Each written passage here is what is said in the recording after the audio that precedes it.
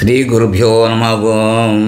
సదాశివసమారంభం వ్యాసశంకరమధ్యమాం అస్మదాచార్యపర్యంతం వందే గురు పరంపరాం.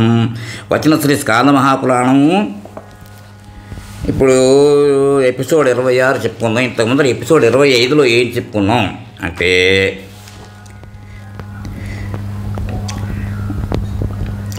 చెప్పాడు గ్రామాలను నీకు ఇచ్చేది అని చెప్పి లేనితో ఆ రాజుగారు చెప్పారు నారదుడితో, లేనితో నీవు ఇంటికి వెళ్ళము అనగాని ధర్మవర్మ సౌరాష్ట్ర రాజు అను రాజుతో ఇట్టంటాను. శ్లోకములకు వ్యాఖ్యానం చేసేదను. ఆ రెండు హేతువులను ముందు వినుము. తక్కువగానే ఎక్కువగానే చేసిన దానము అభ్యుదయమును కలిగించును. శ్రద్ధ మరియు శక్తి దానములకు వృద్ధిని శాశ్వతమును కలిగించును. శ్రద్ధ విషయమున ఈ క్రింది శ్లోకంలో చెప్పబడినవి. కాయక్లేశములతో కానీ ధనరాశులతో కానీ సూక్ష్మముకు ధర్మం ప్రాప్తించదు. ఏమీ లేని మునులు కూడా శ్రద్ధతోనే కదా స్వర్గములు పొందినది. ప్రాణులకు వారి స్వభావములతో శ్రద్ధ 3 విధాలుగా ఏర్పడను. అవి సాత్విక, రాజస, తామసాను విధాలు. కనుక శ్రద్ధతో ఎవరైనా తాను న్యాయముగా సంపాదించిన దాన్ని కొద్దిగాలైనా యోగ్యునికి దానం ఇచ్చినచో శివుడు దానితో సంతోషించను. శక్తి విషయమున కూడా శ్లోకములు గలవు. 1 కుటుంబం కొరకు భోజనములకై వస్త్రములకై తప్ప దాచినదంతా మధువు రుచి గల విషము వంటిది.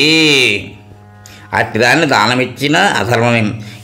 రెండోది ఇతరుడు శక్తి గలవాడై తలవాడు దుఃఖితులు ఉండగా ఇతరులకు దానమిచ్చినను. 3 తల మీద ఆధారపడి వారిని అలక్ష్యం చేసి దానమిచ్చినను. 4వ రకం యాచించి పొందిన దానిని. 5 వేరొక తల వద్ద ఉంచిన దాన్ని. 6 తాకట్టును. 7 భార్యను.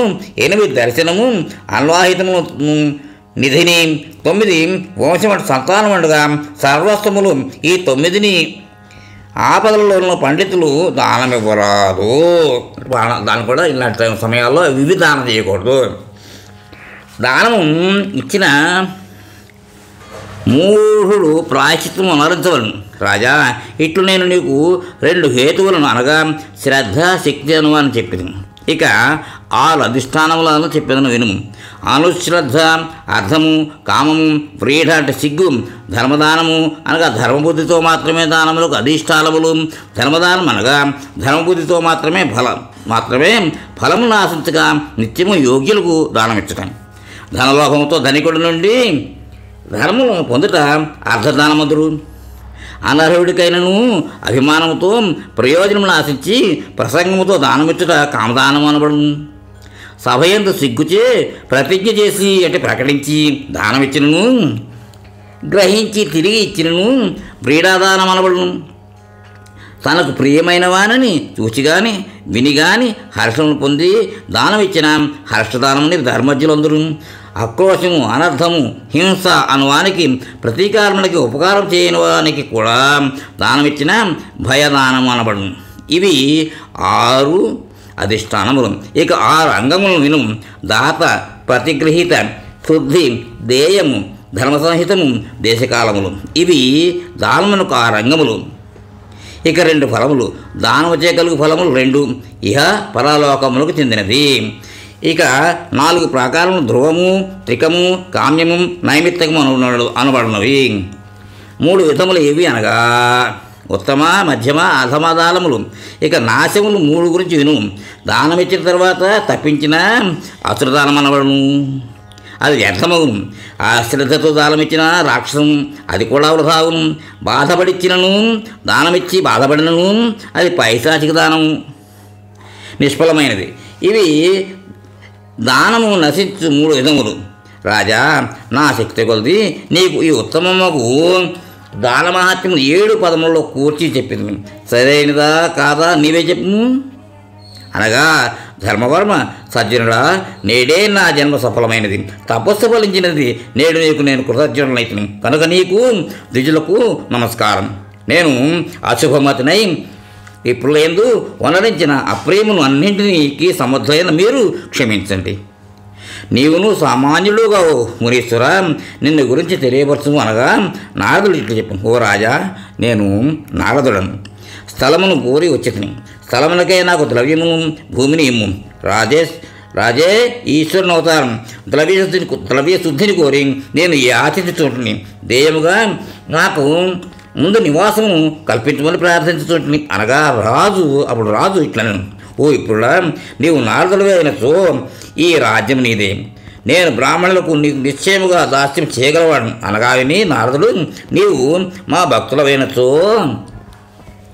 మా మాటలను అనుసరించవలను. నేను అడిగిన ద్రవ్యమంతా ఇచ్చి అట్లా ఏడు యువతలంటే 27 మైళ్ళ భూమిని దానికి రక్షణను నీవే కల్పించమని అతడు అట్లే అనగా నేను మిగిలిన ప్రయోజనం వచ్చి చింతించసాగింది. నారదుడు చెప్తున్నా మాట. సుతను నారదుని ప్రశ్నలకు బదులిచ్చుట. నారదుడు ఇట్లు చెప్పసాగిన. ఆ తర్వాత నేను ఆ ధనమును నీ వద్దనే ఉండమని చెప్పి అవసరము వచ్చినప్పుడు తీసుకున్నందున ధర్మవరంతో పలికి రైవ దగ్గరికి వచ్చింది. ఆ పర్వతంపై అనేక రకాల వృక్షములు వెలసిల్లుతుండను. ఆ పర్వతంలో దుర్లభమైన స్థలమును చేరితిని. ఇక యోగ్యుడైన బ్రాహ్మణు కొరకు నేను ఉపక్రమించదను అని తలంచి తనకు తోచిన 12 ప్రశ్నలకు సమాధానములు తెలిసిన వారి కొరకు భూమిపై అంతటా తిరిగి తిని అట్టివారు దొరకకపోవడితే హిమాలయ శిఖరంపై కూర్చుండి మరలా చింతనుంది తిని. ఇంతలో నాకు ఉత్తమమైన కలాప గ్రామంలోకి వెళ్ళవల్లని తలచి ఆకాశంలో చెల్లించే వాళ్ళని మంచును దాటి వేరొక తీరం చేరితిని. అక్కడ పుణ్యభూమిని అనేక వృక్షములతో వెలసిన గ్రామ రత్నములను తోచింది. అక్కడ శ్రేష్టములైన అనేక ఆశ్రమములు గలవు. జీవులన్నీ పరస్పర వైరము లేకుండానవి. అక్కడ మునులకు శాశ్వత స్థానం ఉండినది. పార్థ, కృతయుగం యొక్క సగము బీజము అక్కడ మిగిలినది. సూర్య చంద్రవంశీయుల బ్రాహ్మణుల స్థానమైన ఆ దేశంలో చేరి ద్విజాశ్రమం ప్రవేశించింది. అక్కడ ద్విజోత్తములు వివిధ వాదములను చేస్తుండగా నేను చేతులెత్తి నమస్కరిస్తూ ఆ బ్రాహ్మణులతో ఇట్టంటిని, ఈ కాకావరములతో ప్రయోజనమేమి? జ్ఞానములతో నా ఈ కష్టమైన ప్రశ్నలకు సమాధానం ఇవ్వండి. ఇది వినివారు, నీ ప్రశ్నలు ఏమిటి అనగా నేను ఆ 12 ప్రశ్నలను అడగా ఆ ద్విజులు విని తేలికగా గ్రహించి ఇట్టండి, మాలో అత చిన్నవాడిగా ఎవరిని భావింతువో అతడు సమాధానం ఇవ్వగలడు. ఇది విని వారిలో సుతలం అను పేరు గల బాలుని చిన్నవారినిగా తలచి అడిగి తిని. అప్పుడు సుతలు నాతో ఇట్టను, ఈ నీ చిన్న ప్రశ్నలతో నా వాక్కు నెమ్మదించినది. అంటే నోరు పెగలటం లేదు. ఆయనను నన్నే ఎంచుకున్నందుకు నీకు సమాధానం చెప్పేదాను. లోమసుడు చెప్పినట్టు సూత్రుడు చెప్పాడు ఇట్లాగా, మాతృకలు అనగా 52 అక్షరములు, వాళ్ళలో ఓంకారం మొదటిది, తర్వాత 14 స్వరములు అచ్చులు, 33 హల్లు, అనుస్వారం, విసర్గ, యుహమాలయ్య, ఉపాధ్వానీయములు కలిసి 52. నీకు సంఖ్య చెప్పింది అని దాని అర్థములు కూడా చెప్పాను. దానికి సంబంధించిన ఇతిహాసములు కూడా చిట్లు చెప్పాను. పూర్వము మిథిలానగరమున కౌతముడు అను బ్రాహ్మణుడు, అతను భూమిపైన ఉన్న విద్యలన్నీ చదివాను. 31,000 సంవత్సరాలు నిరంతరంగా చదివే గృహస్థులైన. కొంతకాలంలో అతని కొడుకు పుట్టాను. ఆ కొడుకు జడుని వలె ఉండి మాతృలను నేర్చుకున్నాను. మాతృలను తప్ప వేరొక దాన్ని అంత ప్రలోభపెట్టినను భయపెట్టినను చదివేవాడు కాదు. ఒకసారి ఆ పుత్రుడు కౌతమునితో ఇట్లను, నాయనా, పఠనం అనగా పురుషులకు పరమార్థమని కదా చెప్పబడినది. తండ్రి సంతోషంతో, నీకు బ్రహ్మాయుష్ కలుగాక అనగా, నాయన తెలిసింది, ఇంకా కంఠశోషం ఎందుకు చేయవలని చెప్పు అనగా, తండ్రి ఎందుకు చేయాలో చెప్పమని అడిగాడు. తండ్రి, బాలక, విచిత్రముగా మాట్లాడుతుంటివి, నీకు తెలిసిన అర్థమేమి చెప్పమనగా, ఆ బాలకుడు ఇట్లను, నాయన, అనేక తర్కములను 30 సంవత్సరాలు చదివి కూడా నీ మనసున భ్రాంతి నిలిచినది. నీ మనసులో గల ఊగిసలాటను తొలగించదను. ఉపదేశమును పఠించుతూ ఉంటివి కానీ తత్వమును తెలియకుంటివి. అట్లే నీ మోహమును కూడా తొలగింపచేయు అద్భుతమైన వాక్యమును చెప్పేదను, వినుము. అకారమనగా బ్రహ్మ, ఉకారమనగా విష్ణువు, మకారమనగా రుద్రుడు. ఈ ముగ్గురు మూడును గుణములే. పైనున్న అర్ధమాత్ర సదాశివుడు.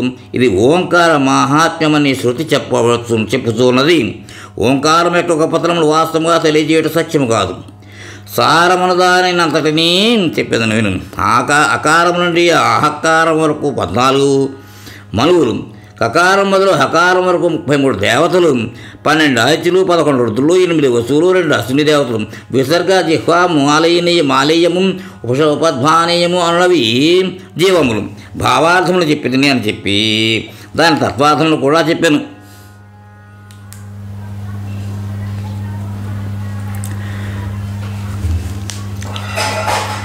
ఆ బాలుని అంటే సుతనుని మాటలని ఆ తండ్రి మిగుల విస్మయం నందిని అనేక ప్రశ్నలు అడుగుగా బాలుడు వానికి తగిన సమాధానం ఇచ్చాను. మాతృగా ప్రశ్నకు ఉత్తమకు సమాధానం చెప్పి రెండో ప్రశ్న అయిన 5తో ఉన్న గృహమును గురించి ఇట్లు సమాధానం చెప్పసాగాను. మహాభూతములు 5, కర్మేంద్రియములు 5, జ్ఞానేంద్రియములు 5, ఇంద్రియ విషయాలు 5, మనస్సు బుద్ధి అహంకారం ప్రకృతి పురుషుడు 5, 25వ వాడు సదాశివుడు. ఈ 25తో కూడినదే గృహము అనబడును. నిజానికి ఇది శివుని చేరును.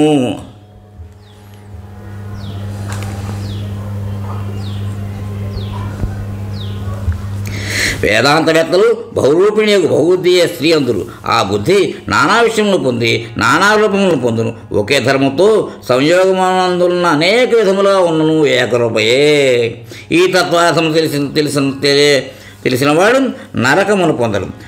మునులు చెప్పనిది ఈ అర్థం. ఈ వచనమును పండితులు పందమని చిత్రకథ అని అందురు. కామానితముకు 5వ దాన్ని చెప్పేదను విను. లోభం ఒక్కటే పెద్ద మొసలి.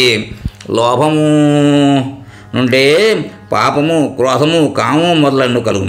లోభం వల్లనే మోహము, మాయ, మానము, స్తంభము, ఇతరములను పొందు కోరిక, అవిద్య, అజ్ఞానము అనలు అన్నీ కలుగు. ఇతరుల ధనమును హరించుట, ఇతరుల స్త్రీలను భార్యను కోరుట మొదలు అవివేకంతో కూడిన పాపములన్నీ లోభమే. మోహముతో సహా దీన్ని జయించవలను. లోభము చేత ధర్మిష్ఠులైన క్షుద్రులై జగత్తును దోచుకునేది. లోభమును విడదలిచిన వారు సంసారమును సముద్రం దాటెదరు.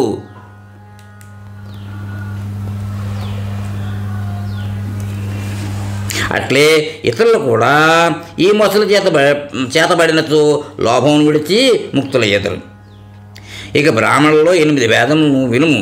మాత్ర బ్రాహ్మణ శ్రోత్రియ అనుచార భ్రూణ ఋషికల్ప ఋషి ముని అనునవి బ్రాహ్మణ వేదములు అని చెప్పి దానిని వివరించాను.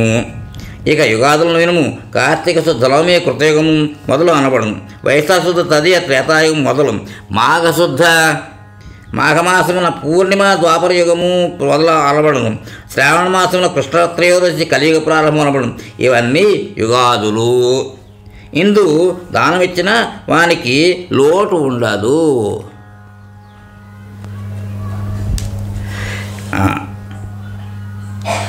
ఆ 4 తిథుల్లో దానమిచ్చిను, హవనం చేసిను, అది అనంతమగును. ఇక్కడతో ఈ ఎపిసోడ్ ఆపి తర్వాత కంటిన్యూ చేద్దాం. స్వస్తి. ఏమండోయ్, ఇప్పటివరకు మన ఛానల్కి సబ్స్క్రైబ్ చేసుకోకపోతే ఈ క్షణమే వెంటనే సబ్స్క్రైబ్ చేసుకుని ఆ పక్క నుండి బెల్ బటన్ని మ్రోగించండి. అప్పుడు నేను చేసే అప్డేట్స్ అన్నీ మీ ముందు ప్రత్యక్షమవుతాయి.